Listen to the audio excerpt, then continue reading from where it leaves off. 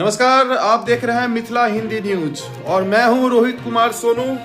आप लोगों के साथ बेबाक अंदाज जो पॉलिटिकल एक एजेंडा है उसके तहत आप सबके साथ बात करूंगा।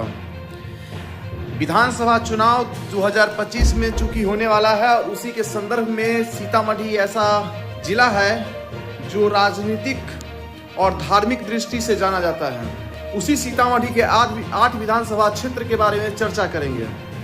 सर्वप्रथम हमारे जो डाटा और हमारे जो रिपोर्टर है उसके अनुसार हम बात करेंगे तो सीतामढ़ी जिला के 8 विधानसभा क्षेत्र में जो तैयारी में जुटे हुए हैं ऐसे नेता, उन नेताओं का नाम के साथ साथ उस विधानसभा का जो समीकरण है वो भी बताएंगे। लेकिन सबसे पहले उस विधानसभा के बारे में बता दें, सुरसंड विधानसभा क्षेत्र जिसके बारे में हम चर्चा करेंगे, सीतामढ़ी विधानसभा क्षेत्र जिनके बारे में हम चर्चा करेंगे और उनके गणित को समझेंगे, बाजपट्टी विधानसभा क्षेत्र जिनके बारे में हम चर्चा करेंगे, सैदपुर विधानसभा क्षेत्र जिसके बारे में हम चर्चा करेंगे, बेलसंड विधानसभा क्षेत्र जिसके बारे में हम चर्चा करेंगे, परिहार विधानसभा क्षेत्र जिसके बारे में हम चर्चा करेंगे, बथनाहा विधानसभा क्षेत्र जिसके बारे में हम चर्चा करेंगे, रीगा विधानसभा क्षेत्र इसके बारे में भी चर्चा करेंगे। लेकिन अभी जो पॉलिटिकल एजेंडा है हमारा मिथिला हिंदी न्यूज की तरफ से, वो आपको बताएंगे कि हर वो सीट जो कहीं ना कहीं आपके नज़र में वो प्रत्याशी है, तो आप हमारे कमेंट बॉक्स में ज़रूर बताएं कि ये प्रत्याशी संभावित हो सकते हैं या ये प्रत्याशी हो सकता है हमारे विधानसभा क्षेत्र में। और जो सबसे ज़्यादा ये हम आपको बताने की कोशिश में रह गए हैं कि सटीक जानकारी आपको मिले। सबसे पहले हम बात करेंगे सुरसंड विधानसभा क्षेत्र, जहां MY का समीकरण है और वहां पे जो संभावित उम्मीदवार हैं वो बड़ा दिलचस्प देखने को मिल रहा है। संभावित उम्मीदवार में सतिंदर सिंह कुशवाहा जो खुद जदयू के जिला अध्यक्ष हैं, वो इस दौर में नजर आ रहे हैं। इकरा अली खां, जी हाँ, शाहिद अली खां की बेटी इकरा अली खां भी इस सीट पर नजर बनाई हुई है और लगातार इस दौरा कर रही है। उनके सपोर्ट में देवेश चंद्र ठाकुर है या नहीं है ये हमें नहीं पता, लेकिन वो लगातार मंच से बोल रही है कि मैं देवेश चंद्र ठाकुर का समर्थक हूँ।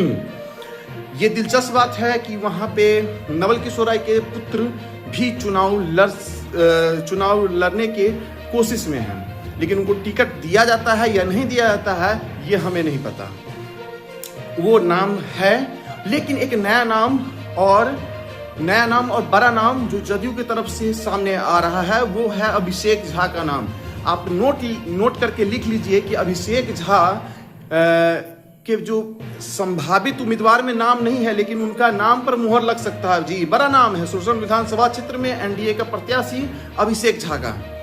दूसरा है सैयद अबू दोजाना, RJD के संभावित प्रत्याशी सैयद अबू दोजाना राजद की तरफ से हैं, और पप्पू चौधरी भी हैं, रोशन यादव भी हैं। इन तीनों में से किसी का एक का नंबर लग सकता है।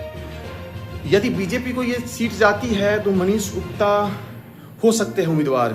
मनीष गुप्ता लगातार मेहनत कर रहे हैं और राम आधार महतो का भी टिकट मिलने का चांस है। राम आधार महतो बीजेपी के पुराने कैडर नेता है और राम आधार महतो एक उनको दे के टिकट एक मैसेज देने का कोशिश करने वाली है बीजेपी, यदि बीजेपी के खाते में जाती है ये सीट। सुरसंड विधानसभा क्षेत्र का जो गणित है वो हम बताते हैं। इस सीट में मुस्लिम और यादव मतदाताओं का दबदबा रहता है।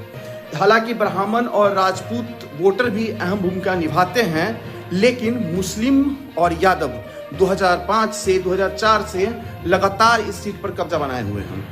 सीतामढ़ी विधानसभा क्षेत्र, जी हाँ, सीतामढ़ी विधानसभा क्षेत्र में यदि जदयू के खाते में ये सीट जाती है तो राम कुमार शर्मा, मोहम्मद आरिफ, किरण गुप्ता ये नाम हो सकता है। यदि उपेंद्र कुशवाहा के पार्टी को जाता है तो रामेश्वर महतो उम्मीदवार हो सकते हैं। RJD के खाते में ये सीट गई, सुनील कुमार कुशवाहा, कब्बू खिरहर ये हो सकते उम्मीदवार। बीजेपी के खाते में ये सीट जाती है तो सुनील कुमार पिंटू, मिथिलेश कुमार वर्तमान विधायक, लेकिन कम चांस है कि मिथिलेश कुमार को फिर से बीजेपी मैदान में उतार सकती है। एक झलक जो इस प्रकरण में देखने को मिला कि उनके हाथ से मायक को छीन लिया गया जो नित्यानंद राय है उनके द्वारा। और यदि एलजेपी के खाते में जाती है ये सीट तो लोजप्पा रामविलास पासवान से उम्मीदवार हो सकते हैं ऋषिकेश झा जिला अध्यक्ष। कांग्रेस के खाते में जाते हैं तो राघवेंद्र सिंह कुशवाहा कांग्रेस के टिकट पर फिलहाल आरजेडी में है, लेकिन कांग्रेस के खाते में जाती है सीट तो राघवेंद्र सिंह कुशवाहा और राजीव कुमार काजू जो वकील हैं उनको टिकट मिल सकती है यदि कांग्रेस के खाते में जाती है तो। सीतामढ़ी विधानसभा का गणित, इस सीट पर मुस्लिम वोटरों की संख्या ज़्यादा है, लेकिन राजपूत और जो वैश्य वोट है वो उससे अधिक है। अब बात करेंगे बाजपट्टी विधानसभा क्षेत्र। बाजपट्टी विधानसभा क्षेत्र में रंजू गीता उम्मीदवार माना जा सकता है। आप ये लिख लीजिए कि रंजू गीता को फिर से जदयू मैदान में उतार सकती है यदि जदयू के खाते में ये सीट जाती है तो। लेकिन एक जो उनके सामने में एक बड़ी चुनौती है राम कुमार शर्मा। यदि सीतामढ़ी में जदयू के खाते में नहीं जाती है ये सीट तो राम कुमार शर्मा को बाजपट्टी से लड़ाया जा सकता है। दूसरा बात कि आरजेडी के खाते में जो वहाँ के विधायक है, वर्तमान विधायक मुकेश कुमार यादव, उनके खाते में ये सीट उनको सीट मिल सकती है। बीजेपी से मिथिलेश कुमार को ये सीट दिया जा सकता है। मिथिलेश कुमार जो सीतामढ़ी से के विधायक हैं उनको यहाँ से लड़ाया जा सकता है। और उपेंद्र कुशवाहा के खाते में जाती है सीट तो रेखा कुमारी इस सीट पर लड़ सकती है चुनाव। बाजपट्टी विधानसभा का गणित समझिए, इस सीट पर मुस्लिम और यादव का सबसे अधिक महत्व रखते हैं, वहीं ब्राह्मण भी निर्णायक रूप में है। वहीं पर सैदपुर की बात किया जाए तो पंकज मिश्रा और प्रहलाद महतो जो जदयू के प्रखंड अध्यक्ष हैं जी, इनका भी नाम चौंकाने वाला आ रहा है, प्रहलाद महतो का नाम। और आरजेडी में मंगिता देवी या वहाँ के जो गुड्डी चौधरी है वो भी लड़ सकती है चुनाव। यदि बीजेपी के खाते में ये सीट जाती है तो एक नया नाम वहाँ पे उभर के आएगी। नाम क्लियर नहीं है। सैदपुर विधानसभा क्षेत्र में ब्राह्मण और मुस्लिम वोट सबसे ज़्यादा है, जबकि राजपूत और यादव मतदाता भी निर्णायक भूमिका में है। पांचवा विधानसभा बेलसंड, जेडीयू से सुनीता सिंह चौहान लड़ सकती है चुनाव। जी हाँ, बड़ा नाम राणा रणधीर सिंह चौहान की पत्नी सुनीता सिंह चौहान।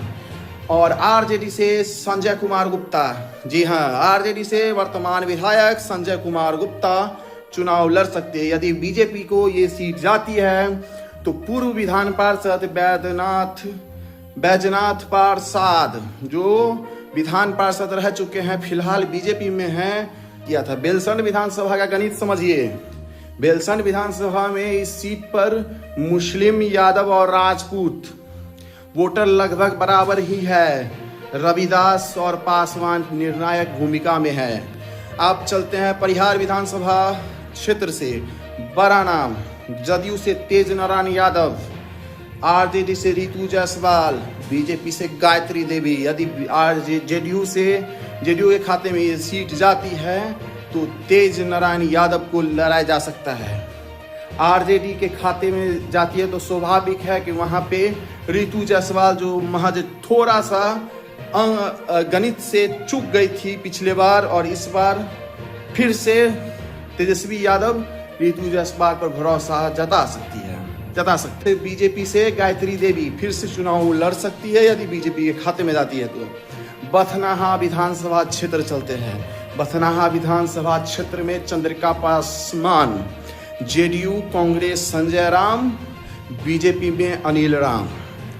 और एलजेपी-आर यदि में जाती है तो दीपलाल बघेरा को ये सीट दिया जा सकता है। बथनाहा विधानसभा का गणित समझिए तो इस सीट पर कोयरी, पासवान और रविदास जो है वो अधिक है, क्योंकि यहाँ जातीय का यहाँ सबसे अधिक संख्या है।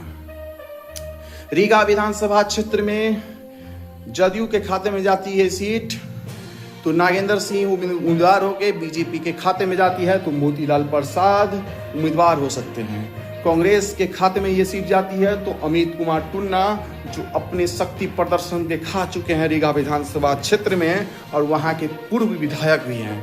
रीगा विधानसभा क्षेत्र की गणित को समझिए तो इस सीट पर यादव और राजपूत और ब्राह्मण मतदाता की संख्या सबसे अच्छी है। इसके बाद कोयरी जाति